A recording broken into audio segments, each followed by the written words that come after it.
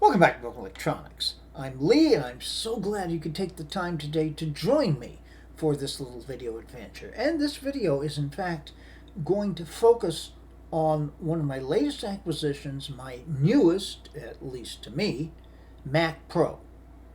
That is the 6.1 Mac Pro from 2013, known affectionately, or perhaps not so affectionately, as the trash can. Now, this machine came to me with no SSD in it, so the seller was unsure what the specifications of it were. I, however, had a 256 gigabyte SSD that I had taken out of my 2014 Mac Mini. You may have seen the upgrade video on that. And it had Monterey installed on it, which is the resting place for this computer, so it's got a couple of years close to of support left to it. All right. One of the things that we discovered was that it had 16 gigabytes of RAM. Now, for your average computer usage, 16 gigabytes is perfectly adequate, but this is a Mac Pro. This particular Mac Pro can address up to 128 gigabytes of RAM. That RAM is mind-bogglingly expensive, in part because there are only 4 slots for 4 RAM modules. So to get up to that 198, you have to have 4 32 gigabyte DIMMs. That gets up there. So I have decided to go to 64. I think that's obviously a lot of RAM and should be good enough to allow this machine to show what its capabilities truly are. Now, the other thing we're going to deal with today is that 256 gigabyte SSD. I only put it in there to get the thing to boot up. That's obviously not sufficient. So, I have obtained a crucial 4 terabyte NVMe SSD. 4 terabytes is, for what I'm probably going to do with this machine, it's overkill. But then again, you never know, do you? All right, now, this is your standard NVMe SSD. So I have also obtained the necessary adapter for it. I've used these adapters in 2015 MacBook Pros and in the 2014 Mac Mini, and they've worked fine. They are supposed to work equally well for the 2013 Mac Pro. All right, now there's one other thing. The Crucial SSD that I'm putting in there does in fact have has nothing on it. It's completely blank, but it is formatted in APFS. However, there is no operating system. So I have put together, this is a 256 gigabyte SSD. Now that amount is overkill for making installer drive. However, the difference in using these to create installers and using your standard 32 gigabyte flash drive, the speed is unbelievably different. I have created installers using terminal commands many times, and on those flash drives, it can take 45-50 minutes to actually copy all of the data over. This, it may have been 10 minutes, maybe tops. I wasn't really timing it. Okay, so I think we can end the introduction here and get into the work at hand of actually performing the upgrades. They're really quite simple. Further upgrades past this become much more complicated. You can upgrade the CPUs. You can upgrade the GPUs. CPUs can be done. Whether I'll do that or not, I probably won't, but you never know what I'll take it into my head to give a try. Uh, GPUs, getting cards that will actually fit into this form factor, that are substantial improvements of what's already in there, that's not an easy thing to do. So the only real answer is an eGPU, and quite honestly, I'm darn sure I'm not going to be going there. But let's deal with these upgrades and see what we can get out of this machine. If you're interested in finding out how that goes, please stay tuned. Now, honestly, I think there's a certain symmetry here to using a Sawtooth PowerMac G4 from 1999 as the platform for holding the 2013 Mac Pros we perform the upgrades. All right, here's that lock, which allows the top to come off. All right, now dealing with the RAM, this has got to be the original RAM that came with this machine, and I say that because of this very unusual black backing. When you first time I looked at it in any event, I'm wondering, well, where the heck is the RAM? All right, there's a little lever there that allows you to pop out the RAM. We can take these two modules, if I can see what I'm doing here.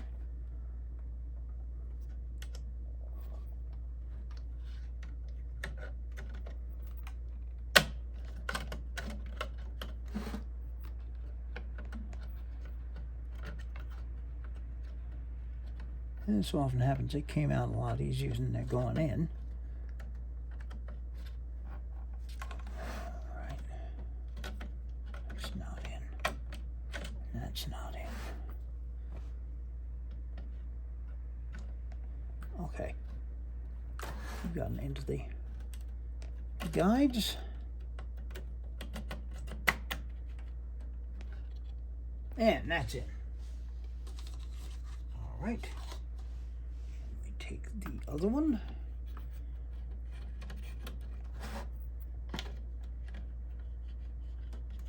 It's not going to be something we need to do very often, certainly. Thank heaven.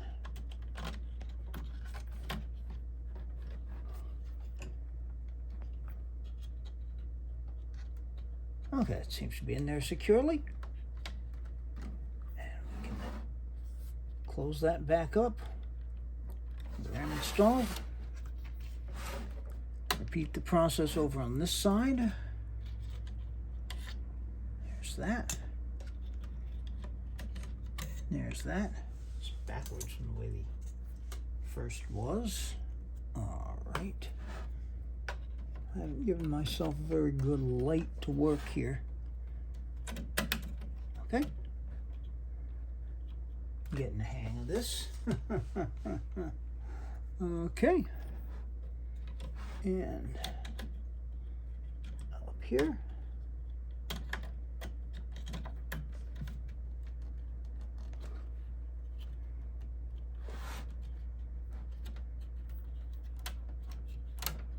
okay, so I got that. Now turning our attention to the SSD.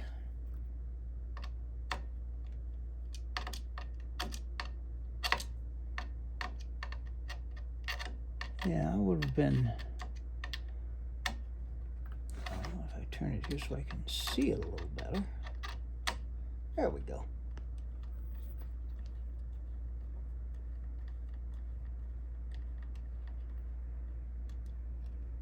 And out it comes. Out comes the SSD. I have already put the new SSD into the adapter.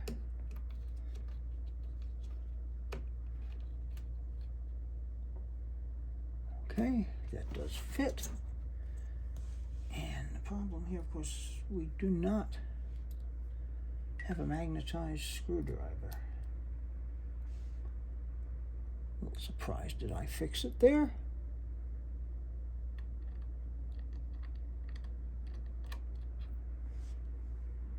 Well, maybe just magnetized because it didn't fall.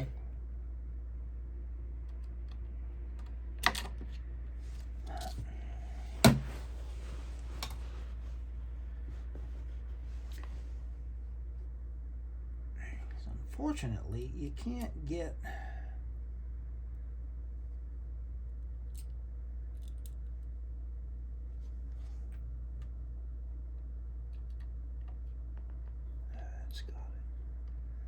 That's got it. There we go. And that's snugly in there. So we can find the back IO, replace the cover, lock it up again. And let's connect this guy up and get it started with the installation of Monterey. Stay tuned. You know, these projects are substantially easier to do than they are to record.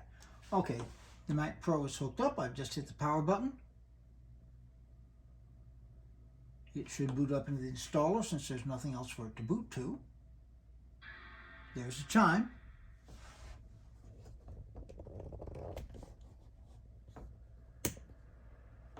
And this should be very straightforward.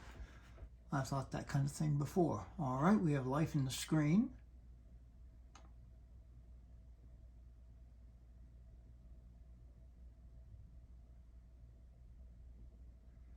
Not really any video yet.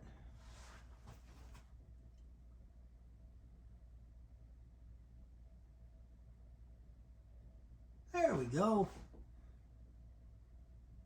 So it's obviously found the installer, and I think that was the delay there, was to go through all of the possibilities that it could for a bootable device. Finally finding the USB installer.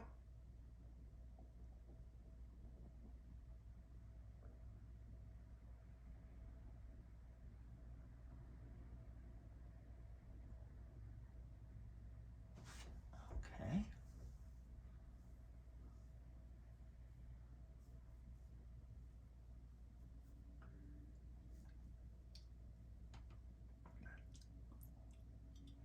All right, and here we are. Okay, so this is going to be very straightforward. This mouse is not cooperating with me, but we simply will install Monterey.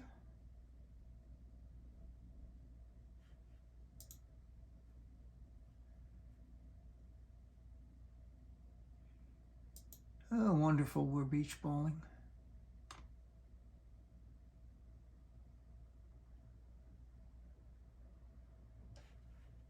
Yeah, I sure have.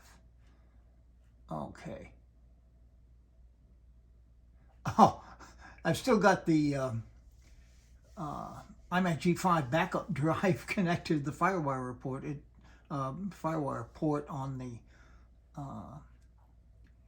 Thunderbolt display. It's offering to install onto that. Okay, so we're going to go on to our new drive here. This is about 18 minutes remaining. As I say, I shouldn't jinx it, but this should be very straightforward. All right, stay tuned. Well, we've gone into reboot number 1. The installation still progresses. Since this is not an OCLP installation, this is straightforward supported Mac on Monterey. This should be very simple. Stay tuned. Okay, I've been fighting this phone to get this in here. Mac OS contains a built-in screen reader called VoiceOver. If you know how to use VoiceOver, press Command F5 now to turn it on and set up your Mac. Okay, let's just continue. Boy, that's loud. Oh yeah, well of course it's the built-in speaker on the Thunderbolt display. Pretty amazing thing. I'll have to do some more videos on that. All right, so I'm going to go through the basic setup and then we shall be back. Stay tuned.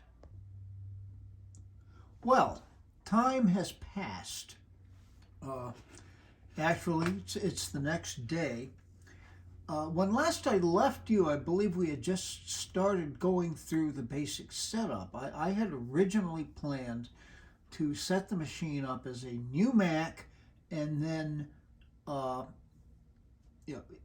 install the various applications that I would need going on from there. However, when the migration assistant popped up offering to migrate for something, I got what seemed like a bright idea, and I think it was. If I were to set this machine up using the data, applications, etc., from my main video editing Mac Pro, which is right around the corner here, it might make an interesting video to do a benchmark comparison between the 2013 and the 2010 and see where that comes up, because we basically then have effectively the same installation running on the two different machines. However, I really didn't want to stop everything. I could have just disconnected the Time Machine drive from the 2010 and connected that up here and gone from there. But no, I decided just go ahead and do a migration over the network, which anyone who has done this will realize this takes a long time. It took about 10 hours, which was no big deal. You know, I started it early evening, and by the time I was ready to go and do anything this morning, the migration was complete. So we should look up here and about this Mac. And yes, son of a gun, we have a Mac Pro with a 3.5 gigahertz 6-core Intel Xeon. The 64 gigabytes do show up. This is all good. All right. If you're curious about the display, it is an Apple Thunderbolt display. Storage. Now, I at some point I'm going to have to, disconnect this FireWire drive, which I connected at the back of the Thunderbolt display as a test to see if it actually would. But we do have our 4 terabyte NVMe SSD behaving perfectly well, with almost 3.5 terabytes left. So storage for right now isn't a concern. Memory, we saw that was working, 4 modules installed, each of 16 gig. All right. So, plans moving on with this machine. I think I probably will do an update as to how it's been behaving off the fairly short period of time I've had it running now. It's been very, very good. Of course, it's got some icons popped up here that are left over from the 2010 Mac Pro. We don't need a PPC 10.4 Fox. Oh, stop bothering me. And these are duplicated on the other machine as well. All right, but I will do an update as to how the machine has been working. Then I will do that comparison and benchmark between the 2010 and the 2013. I think that would make a very interesting video. And generally see just how useful this machine is today. And spoiler alert, it's very, very useful. It's a perfectly usable computer. My big interest in this is going to be, is this kind of middle of the line now 2013 Mac Pro a better buy than a 2010 Mac Pro? Now the 2010 Mac Pro, the one big advantage has is that incredible ease of upgradability. So I have a very highly spec'd out 2010 as opposed to this intermediate 2013. How are those two going to compare? I think that's going to be interesting. Well, in any event, be good to other people. They need it. They deserve it. Be good to yourselves. You need it. You deserve it. And if we are good to ourselves, we can make this world a better place. It isn't yet, so please take very, very good and careful care. All right, so where we're going from here, well, obviously we've got at least a couple more 2013 Mac Pro videos coming up. A lot of Mac Mini things still kicking around. PowerPC content still always a thing that's going to be coming up. I've got a couple of interesting plans in the works. We'll see when we get to them. But until those and any other things I happen to come up with are available in the channel, this has been Broken Electronics.